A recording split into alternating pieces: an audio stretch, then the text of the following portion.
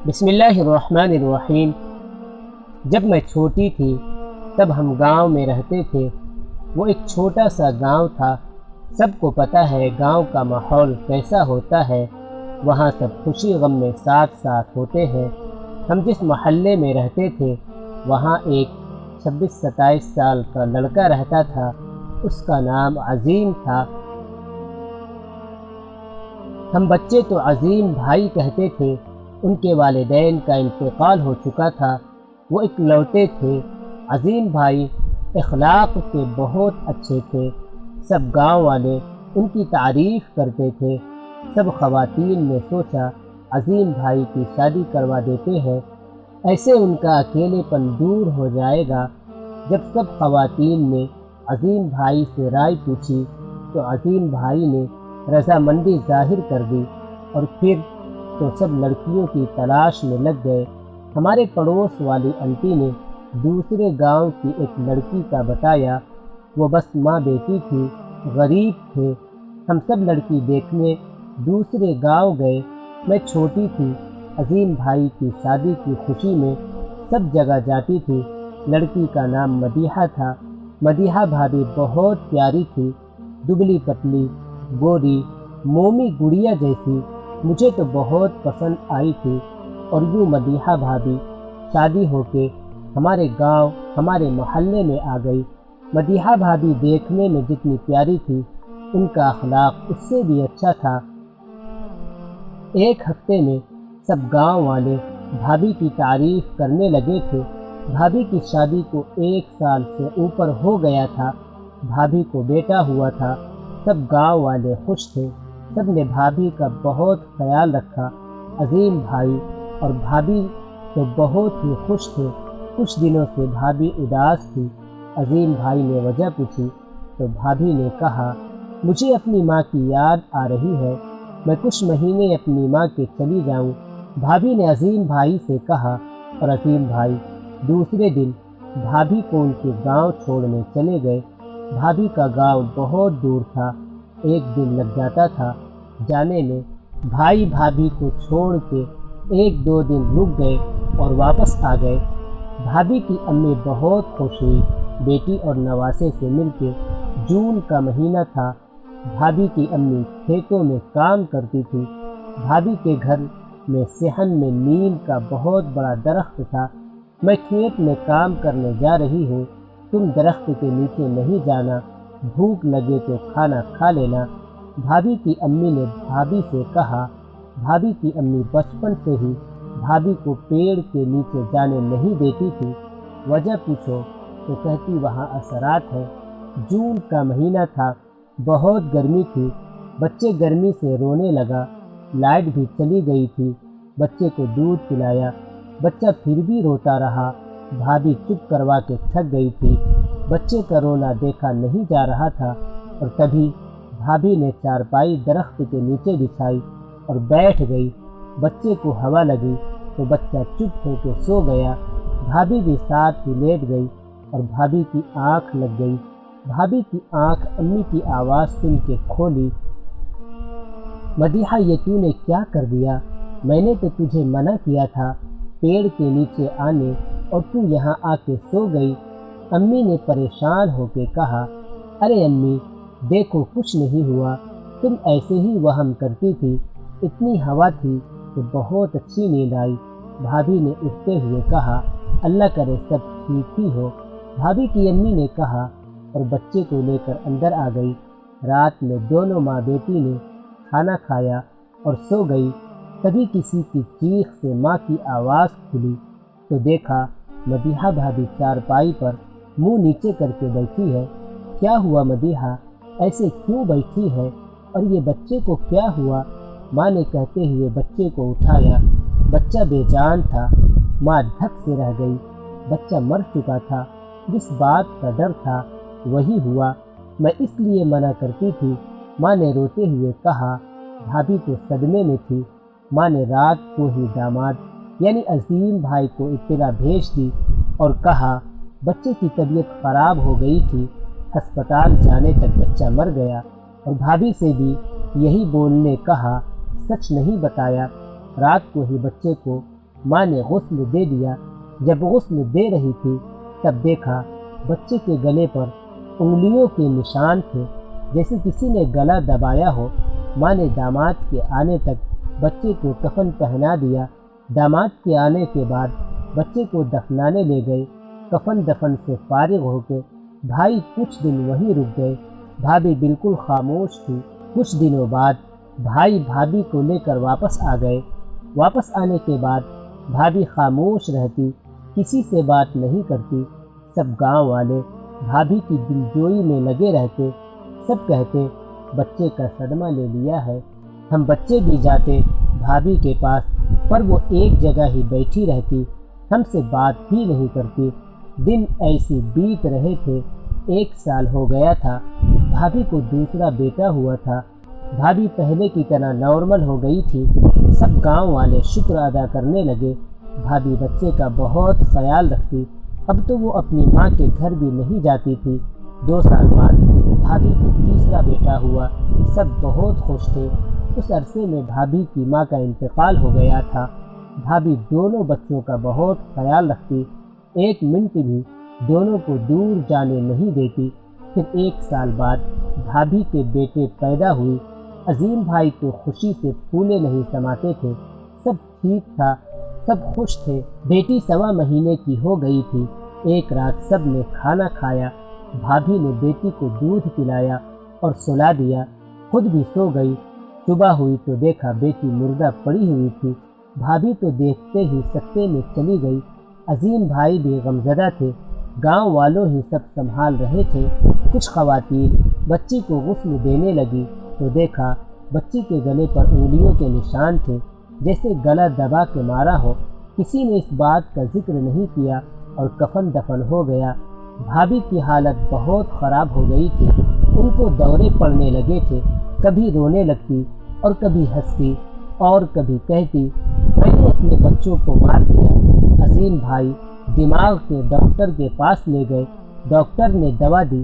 دوا کھا کے بھابھی سوتی رہتی اور جب اٹھتی تو پھر دورے پڑنے لگتے۔ دوسرے گاؤں کے ڈاکٹر کو دکھایا، اس نے دوا دی، وہ کھا کے بھابھی ٹھیک نہیں ہوئی۔ 1 مہینہ بھابھی کو یہاں وہاں لے کے جاتے رہے علاج کے لیے، پر کوئی فائدہ نہیں ہوا۔ اب تو بھابھی بنا دوپٹے کے باہر نکل جاتی اور گلی میں سب کو کہتی میں نے اپنے بچوں کو مارا ہے، بس یہی کہتی رہتی۔ اپنا کچھ ہوش نہیں تھا بھابھی کو۔ بچے بھی عظیم بھائی سنبھالتے۔ جو خواتین بچی کو غسل دینے گئی تھی وہ سب کو بتانے لگی بچی کے گلے پر انگلیوں کے نشان تھے۔ سب سچ سمجھنے لگے کہ شاید بھابھی نے ہی اپنے بچوں کو مار دیا ہو۔ سب نے عظیم بھائی سے بات کی۔ بھابھی کا ٹھیک ہونا مشکل تھا اور عظیم بھائی مجبور ہو کے بھابھی کو پاگل خانے چھوڑ آئے۔ بچوں کا عظیم بھائی ہی خیال رکھتے، کھانا بنا کے رکھ دیتے اور کام پر چلے جاتے۔ بچے اسکول سے آ کے کھانا لے کے کھا لیتے اور سارا دن باہر کھیلتے رہتے۔ بھائی رات کو باہر سے ہی کھانا لے آتے یا کبھی گاؤں والے ہی کھانا لے جا کے دے دیتے۔ دن ایسے گزر رہے تھے۔ 6 مہینے بعد عظیم بھائی پاگل خانے جا کے بھابھی کو لے آئے۔ جب ہم بھابھی سے ملنے گئے تو دیکھا بھابھی کے اتنے بڑے اور خوبصورت بال کاٹ دیے تھے۔ پاگل خانے والوں نے اتنے چھوٹے بال کر دیے تھے کان تک۔ بھابھی اتنی کمزور ہو گئی تھی، رنگ بھی سانولا ہو گیا تھا۔ وہ بس ایک جگہ خاموش بیٹھی رہتی تھی۔ 1-2 دن بعد ایک نیا انکشاف ہوا۔ بھابھی سگریٹ پینے لگی تھی۔ پورے دن کمرے میں بیٹھی سگریٹ پیتی رہتی، نہ کھانا کھاتی نہ پانی پیتی، بس سگریٹ پیتی رہتی۔ پورے کمرے میں سگریٹ کے ڈبے پڑے رہتے۔ کبھی بھوک لگتی تو کھانا کھا لیتی۔ سگریٹ پینے کی وجہ سے بھابھی کے ہونٹ اور دانت کالے ہو گئے تھے۔ بھابھی نہ بچوں کی طرف دیکھتی نہ بات کرتی تھی۔ جب عظیم بھائی نے دیکھا بھابھی ٹھیک نہیں ہو رہی، بھائی دوبارہ بھابھی کو پاگل خانے چھوڑ آئے۔ وقت کا کام گزرنا ہے، چاہے جیسا بھی وقت ہو گزر ہی جاتا ہے۔ اب تو بھائی کے بچے بھی بڑے ہو گئے تھے اور کام پر جانے لگے تھے۔ 3 سال بعد بھائی پھر بھابھی کو واپس لے آئے تھے۔ بھابھی کے بالوں میں سفیدی آ گئی تھی۔ واپس آنے کے بعد بھابھی اپنے بچوں اور عظیم بھائی سے کہتی، مجھے اکیلا چھوڑ کے نہیں جاؤ، مجھے اکیلا چھوڑ کے نہیں جاؤ۔ پر بھائی اور بچے بھابھی کو گھر میں چھوڑ کے کام کرنے چلے جاتے۔ ایک دن تو بھابھی بھائی کے کام والی جگہ پہنچ گئی اور بھائی کا ہاتھ پکڑ لیا، مجھے اکیلا نہیں چھوڑو، مجھے اکیلا نہیں چھوڑو۔ بھابھی روتے ہوئے بس یہی کہتی۔ بھائی غصے سے بھابھی کو پکڑ کے گھر لے آئے اور گھر میں چھوڑ کے باہر سے تالا لگا دیا۔ اب تو روز کام پر جانے سے پہلے گھر کو تالا لگا دیتے۔ بھابھی پورے دن دروازہ بجاتی رہتی پر کوئی دروازہ نہیں کھولتا۔ بھابھی کھڑکی ہو کے چیختی، مجھے اکیلا نہیں چھوڑو۔ بچے تو بھابھی کو دیکھتے ہی بھاگ جاتے اور بڑے خاموشی سے گزر جاتے۔ بھابھی کھڑکی ہو کے جو بھی جاتا ان کو چیخیں مارتی اور کہتی، مجھے باہر نکالو، مجھے اکیلا نہیں چھوڑو۔ کبھی کنگنا مارتی، کبھی چپل مارتی۔ ایک دن کوئی بھاری چیز ایک آدمی کو مار دی، اس کے سر سے خون بہنے لگا۔ وہ غصے سے عظیم بھائی کو کہنے لگا، بھابھی کو واپس چھوڑ آؤ، یہ سب کو نقصان پہنچا رہی ہے۔ بھائی کے پاس اب اتنے پیسے نہیں تھے کہ وہ بھابھی کو پاگل خانے داخل کرواتے۔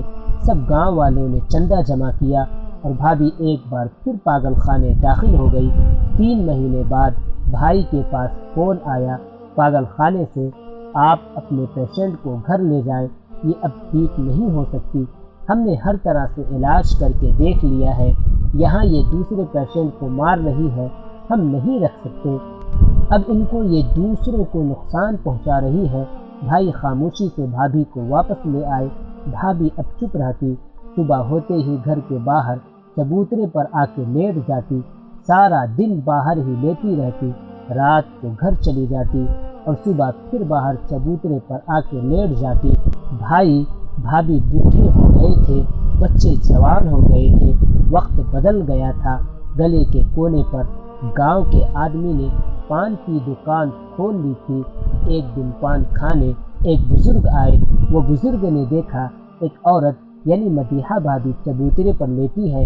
انہوں نے پان والے سے پوچھا، یہ کون عورت ہے جو ایسے باہر چبوترے پر لیٹی ہے؟ بزرگ نے پان والے سے پوچھا۔ پان والے نے مختصر کہانی سنا دی اور کہا، یہ پاگل ہو گئی ہے، اس نے اپنے بچوں کو بھی مار دیا۔ یہ سنتے ہی بزرگ غصے میں آ گئے اور کہا، وہ پاگل نہیں ہے اور نہ اس نے اپنے بچوں کو مارا ہے، وہ اتنی اذیت میں ہے اور سب باتیں بنا رہے ہیں۔ یہ سب سنتے ہی پان والا سمجھ گیا یہ کوئی پہنچے ہوئے بزرگ ہے اور وہ بھاگ کے عظیم بھائی کو بلا لیا، بزرگ کو کرسی دی، احترام سے بٹھایا۔ وہ بزرگ عظیم بھائی سے پوچھنے لگے، یہ تمہاری کون ہے؟ میری بیوی ہے۔ عظیم بھائی نے کہا، جب تم نے اپنی بیوی کا علاج کروایا اور کوئی فرق نہیں پڑا تو کسی اللہ والے کے پاس لے جاتی، بچی کو اس بچی کی ساری زندگی برباد ہو گئی۔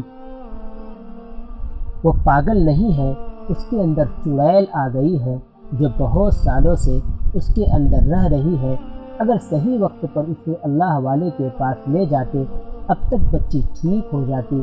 بابا آپ کچھ کریں، میری بیوی کو ٹھیک کر دیں، یہ سب کیسے ہوا؟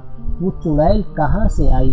عظیم بھائی نے بابا سے پوچھا، تمہاری بیوی کسی درخت کے نیچے سوئی تھی، وہیں سے وہ چڑیل اس کے جسم میں آ گئی ہے، اب کچھ نہیں ہو سکتا۔ اس بدبخت چڑیل نے اس لڑکی کی زندگی برباد کر دی اور تمہاری بچوں کو بھی اس چڑیل نے گلا دبا کے مار دیا۔ تمہارے 2 بچوں کی قسمت اچھی تھی، یہ ان کی زندگی لکھی تھی، اس لیے وہ بچ گئے۔ بزرگ نے کہا، بابا آپ بچا لیں میری بیوی کو۔ عظیم بھائی نے روتے ہوئے کہا، اب کچھ نہیں ہو سکتا، اس چڑیل نے بچی کے پیٹ میں پورا گھر بنا لیا ہے، اگر پہلے ہی علاج کرواتے تو اب تک ٹھیک ہو جاتی، پر اب وہ چڑیل بچی کے مرنے کے بعد ہی جائے گی۔ بزرگ نے افسوس کرتے ہوئے کہا۔ عظیم بھائی رونے لگے اور بار بار بزرگ سے کہنے لگے، آپ کچھ کریں، میں یہ کوئی کچھ نہیں کر سکتا، وہ چڑیل بہت طاقتور ہو گئی ہے، اگر ہم نے کچھ کیا تو بچی کو مار دے گی۔ میں ایک تعویذ دے رہا ہوں، جب بچی سو رہی ہو اس کے گلے میں ڈال دینا، میں اور کچھ نہیں کر سکتا۔ وہ بزرگ تعویذ دیتے ہوئے کہنے لگے اور چلے گئے۔ عظیم بھائی نے اپنے بچوں کو بتایا اور رات کو جب بھابھی سو رہی تھی، سردی کی رات تھی، صحن میں آگ جلائی ہوئی تھی، بڑا بیٹا بھابھی کے گلے میں تعویذ ڈالنے لگا۔ بھابھی نے بیٹے کے ہاتھ پر زور سے لات ماری، تعویذ اوڑھ کے آگ میں چلا گیا اور تعویذ جل گئی۔ عظیم بھائی نے وہ بزرگ کو بہت ڈھونڈا پر وہ نہیں ملے۔ ایک تعویذ سے امید تھی بھابھی ٹھیک ہو جاتی، پر وہ تعویذ بھی جل گئی۔ بھابھی ابھی تک زندہ ہے۔ ہم شہر میں شفٹ ہو گئے تھے، پر ہم جب بھی گاؤں جاتے ہیں بھابھی ویسی باہر چبوترے پر لیٹی رہتی ہے۔ ان کو دیکھ کر بہت رونا آتا ہے۔ ایک غلطی سے بھابھی کی زندگی برباد ہو گئی۔ میری آپ سب سے گزارش ہے، جب بڑے کوئی بات سے منع کرے تو وہ کام نہیں کرنا چاہیے، بڑوں کی باتوں پر عمل کرنا چاہیے۔ اگر بھابھی اپنی ماں کی بات مان کر درخت کے نیچے نہیں جاتی تو وہ آج ٹھیک ہوتی۔